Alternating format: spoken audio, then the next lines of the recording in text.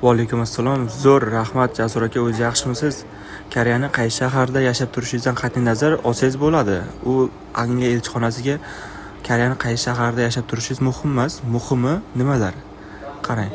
Bular birinchi o'rinda Koreyada sizni qaysi viza bog'lab turibdi? Bu bir. Ikki, muddati qachongacha? Uchinchisi moliya tomoningiz. Ya'ni siz daromadingiz bormi? Bo'lsa qayerdan kelib turibdi aynan? O'shalar muhim Angliyaga aka. Qolgan narsa Koreyani Pusandamisiz, Tegudamisiz, Ulsandamisiz umuman qizig'i yo'q. Ularga mana shu 3 ta fakt muhim. Keyin aka Angliyani 2 yilligini olishingizdan maqsad qanaqa? Chunki 6 oyligini olganmisiz oldin, borib kelganmisiz 6 oyligini olib. Men istoriyaga qo'yganim sababi aka 2 yilligini olganim sababi 6 oyligini oldin olganman-da, olib borib kelganman.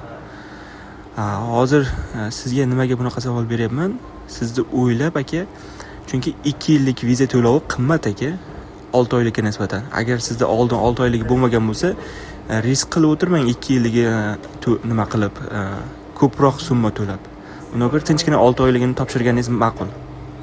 Ko'p rasvod qilmang deyman-da Jasur aka, bir Angliyaga borish uchun. Agar 6 oylik bo'lmasa, tinchgina 6 oylikga topshirganingiz ma'qul.